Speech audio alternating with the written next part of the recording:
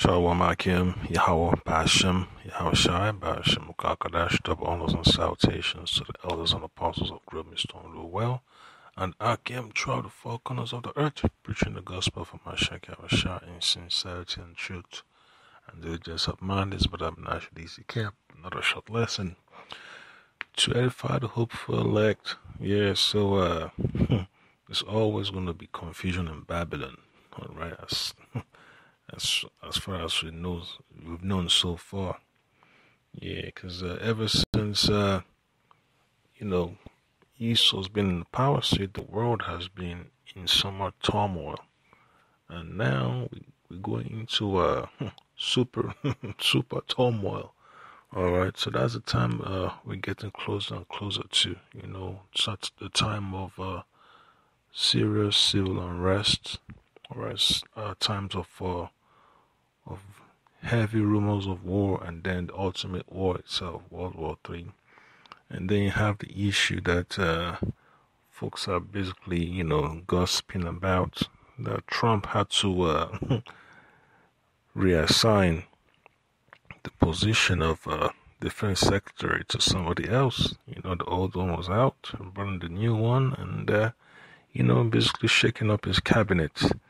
And it just proves that, whatever the situation is always going to end up in the same way. It's always going to be war for the elites of this society, all right? For those that control the purse of the nation, the purse of the corporation. It's all about their interest, all right? So it doesn't matter, whether this, the general that you see on the screen says that he didn't swear oaths to the king or a queen or a tyrant to one person. It doesn't change anything. It's all about the interest of the rich. And the rich is not just one person, it's a conglomerate of people that have an agenda at hand. And, all they're doing is just playing games. All these generals are just front men for the elites. And that's what it boils down to. They're not really about law and order. They're always about make sure that they secure the plantation so they could keep the businesses and the interest of the elites, flowing. And that's what it boils down to. So you see, he says on the screen, what's his name? General Mark Milley. All right, so it says, we are unique among militaries. We do not take an oath to a king or queen, a tyrant or a dictator. We do not take an oath to an individual. Yeah, so it doesn't change anything. You still got to do the will of the conglomerate. That's where the game, is designed. The rich want to stay rich and want to keep getting richer, and their goal is to keep the poor poorer. All right, their goal is to make sure that they have that position secured permanently. All right. And then we hear about folks talking about they're going to bring the troops home. No, it's not going to really happen. It might be for a temporary moment, a short period, but they still got to go out. And that's according to prophecy, because the Lord also already said is going to remove far the Northern Army. All right. World War III is going to be going into high gear very soon. And then they have to come up with a draft. All right, that's another prophecy, that we haven't really got into, but it's coming up. Brothers are focusing on the RFID chip, and that's necessary. And then you have to deal with, the coming situation where you have to, institute a draft, because they're going to need buddies to fight the wars for the bankers. All right. So I'm going to get a quick precept from the book of First Maccabees.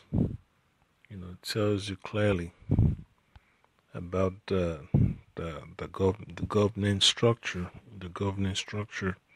of the Roman Empire. So I'm going to start from verse 13. First Maccabees chapter 8, verse 13. It says also that whom they would help. You know what?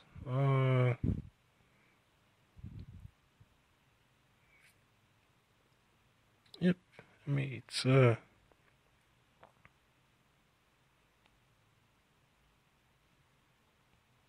yep. So it's basically a description of the Roman Empire. All right.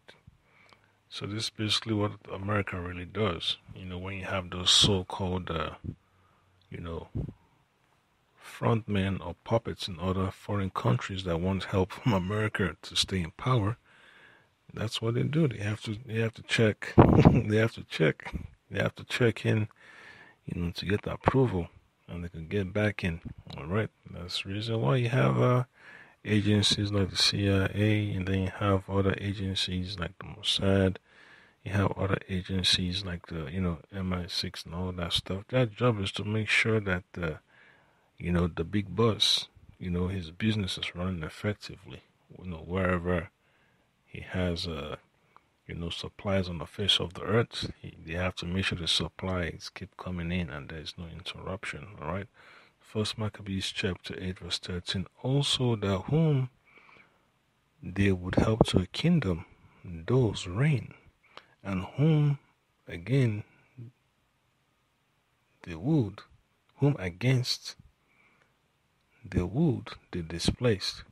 Finally, that they were greatly exalted. And America is basically looked at as the topmost nation on the earth, but that's beginning to fade, all right? And then it says, yet for all this, none of them wore a crown. And we're talking about the presidents, all right? And, basically the Caesars, all right? And then it says, all was clothed in purple to be magnified thereby. Moreover, how they had made for themselves a senate house wherein 320 men sat in council daily, consulting always for the people, to the end they might be well ordered. And that's basically, what goes on over there in the United States, Congress and the Senate and all that stuff on Capitol Hill. And that's basically the model. But what they're really arguing for is not really for the people. It's basically using the people as a shield for the corporations. All right. And then it says, verse 16, and that they committed their governments to one man every year, who ruled over all their country, and that all were obedient to that one, and that there was neither envy nor emulation amongst them. And that's that's describing the inception of the Roman Empire, of how they had to get their acts together for them to achieve greatness. And that's one thing that these so-called Republicans, the Democrats understand, man. On the front, in front of everybody, they pretend to be against each other. But when they're having the so-called closed-door session, man, those guys are moving like clockwork. They're moving like a well-oiled machine. All right, so expect more of their moves to come to the forefront very soon, man, because all they're basically doing is just deceiving the people. And when you read the book of Isaiah chapter 18, verse 1, it tells you, woe to the land shadowing with wings, which is beyond the rivers of Ethiopia. And that's America for you. America has so many bases around the whole world, and then you have Russia getting nervous because they have NATO. NATO's close to their borders. All those agreements they made during World War II, as per no more expansion into Poland or even past Poland, all that was, thrown under the bus. So expect World War III to go into high gear very soon, and there's nothing people can do to stop it, man. For all these pastors on TV praying and praying and praying for the military, it's a lost cause, because the Lord Abba Shema Shai allowed America to be built up so that prophecy can be fulfilled.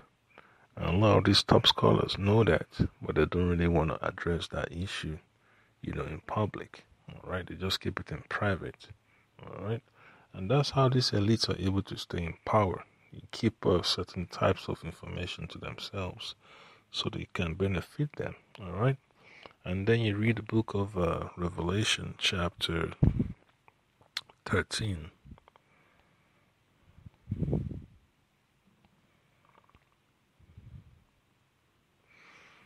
Verses 11. It says, "And I beheld another beast coming up out of the earth, and he had 2 horns like a lamb, and he spake like a dragon." And that's America. All right, that's America for you. America's military is basically number 1 in the world. Because they dominate. They dominate in everything. They've been battle tested than any other military on the face of the earth. So it's just a matter of time, man, that the Lord will have to, start causing that, what you call it, the development of mistrust with America's allies to increase. And America is going to lose, in World War III. That's what the scripture says. All right. So, it's just a matter of time when the Lord brings these things to pass. All right. So the military is basically covering for the elites, just like you say. The so-called private sector, mainly the, what you call it, the military-industrial complex. Yeah, that's what it is. It's a machine, man. It's not just them on Wall Street. They also deal with the medical industry. All right, they deal with the so-called manufacturing industry. Somebody got to make the vehicles they use. All right, then they have the weapons and all that stuff. So it's a conglomerate of corporations and all these rich elites that are band together to make money by conquering the world. All right. And they have to make sure that they secure the locations where they have resources. All right.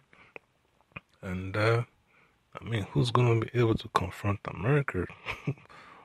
Just like that. So Russia cannot do it on their own. So they will have to partner up with other smaller countries, just like Iran, just like Syria, just like China. All right, even Pakistan, Afghanistan. All right, so they're gonna have to create an alliance, and that's what World War III is gonna be about. Okay, and then it says in verse 12, and he exercised all the power of the first beast before him. So America is basically continuing the what you call it, extending the posterity of the Roman Empire. Okay, because Great Britain still wants to be relevant, Spain wants to be relevant, and Germany wants to be relevant, France wants to be relevant. All right. So all those old powers, they have their wishes, expressed through the might of America. So America is basically a guard dog for the old Roman Empire. Okay, and then it says that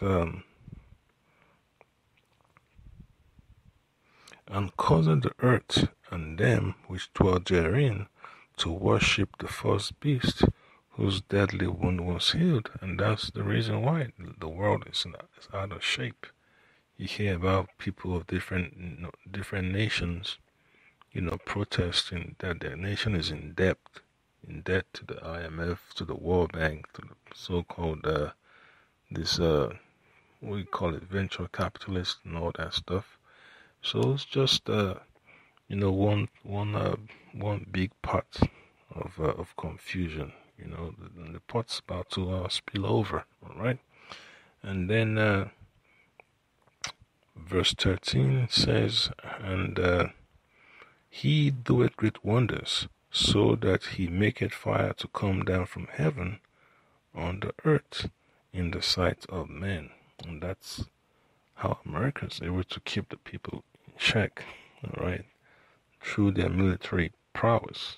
And that's one thing these small nations wish, they were able to, counter, but they can't. So the Lord has to create another avenue, for them to do that. And that's the reason why they have to partner up with Russia. They got to partner up with China, all right? And they also got to partner up with North Korea. So they're basically watching each other's back. And, they got to do their own little piece of the action to make sure that they live to see another day. Yeah, so it's one big competition to stay at the top, all right? And then another precept's going to be from the book of Ezekiel. Ezekiel chapter 28. And then you read from verse 4. It tells you, with thy wisdom and with thy understanding, thou hast gotten thee riches, and hast gotten gold and silver into thy treasures. And how was America able to secure those resources? They had to take the militaries, into different regions, to secure those resources, just like how the Gadites had to, suffer all types of atrocities because the elites wanted the land, they wanted the resources. They had to go ahead with the plan to slay the buffalo. And then, you hear about different coups in South America and the Caribbean, in Southeast Asia, wherever, in Africa and all that stuff. It's all Esau, because he has to come up with a way to keep his power. And that's what it boils down to. And that's what the military of America is about. It's not really there to ensure so-called democracy. Their job is to make sure that the big boss, stays on point. And they're all in there. And these generals, they're not they're not cheap, man. It's a business, all right. And they just have to find who's willing, to drink the Kool-Aid, all right. Give them a couple of chump changes here and there, pass a couple of legislations here and there to make them think that they have a stake in the whole picture. But that's not what the other people are. That's not what they're promising the people. It's just something else. All right. And then verse 5 says, by thy great wisdom and by thy traffic hast thou increased thy riches, and thine heart is lifted up because of thy riches. And that's how America is able to get, richer and richer and richer and richer and richer. Through her navy, all right? Because the navy played a major role also in America's development. So it's not strange, to look up America's history and see how the navy was used, to to make America rich, to make the elites of the world rich. All right, so it's just hilarious when folks think that the military just operate independently. They do not. All right, and then verse 6 says, therefore, thus said the Lord Yahweh Bashim Bashim Kadesh, because thou hast set thine heart as the heart of the Most High, behold, therefore I will bring strangers upon thee, the terrible of nations. So that's how America is going to be falling apart, man. The alliance on the east, Russia and our cohorts, they're going to have to stand up to America, and that's exactly what the Lord is already putting in place, right? And they shall draw their swords against the beauty of their wisdom, and they shall defile thy brightness. So those nuclear missiles are going to be shot, all right? They're going to be launched, and that's one thing that Esau fears, all right? not launching of nuclear missiles when he knows it's going to be attacked, when he knows it's going to sustain damage, but they're still going to go ahead with it anyway because they want to continue their rulership. All right, they want dominance, they want control over the whole earth. All right, and that's one thing Esau doesn't get, that the Lord Shemashah basically sets him up for failure. All right. And then verse 8 says, they shall bring thee down to the pit, and thou shalt die the deaths of them that are slain in the midst of the seas. Alright, so America is going to go down, and it's that simple. America is going to be known as that lake of fire in the book of Revelation. And it's not as if, we're just making this up. It's all part of prophecy. It's all in the Holy Scriptures. Alright, and then final precept be from the book of Revelation, chapter 18. Yeah, because people just have to understand that America is a business, and you have to look at it through that prism, all right? Because they have to make merchandise of people, all right? And this is verse 11. Revelation 18, verse 11. And the merchants of the earth shall weep and mourn over her, for no man buyeth their merchandise anymore. So America is going to go down the drain. And all these people that had businesses and that signed contracts, all right, for import and export and all those stuff, they're going to be sad because that's the end. That's the end of their prominence. That's the end of them being renowned, of them being popular and famous, all right, being looked up to. And that's the end, all right, because once America is done, there's no backing, for them anymore. That means they opened up, for the people to take advantage of them, all right. And then it says in verse 12, the merchandise of gold and silver and precious stones, and of pearls and fine linen and purple and silk and scarlet and all tine wood and all manner of vessels of uri and all manner of vessels of most precious wood and of brass and iron and marble and cinnamon and odors and ointments and frankincense and wine and oil and fine flour and wheat and beasts and sheep and horses and chariots and slaves and souls of men. So that's a business right there. We already told you that America is a business, so this is the proof. All right, so that's just the point that I can, it's all about business, and that's the reason why Esau wants to go about, his new world order. He wants to make sure that his business continues. So that's just the point that I can, it's there's so many precepts you could go into, man, just to prove that America is a corporation. All right, so that's about it for the moment, Akim. Abarat, sir. I get into some more lessons. Shalom.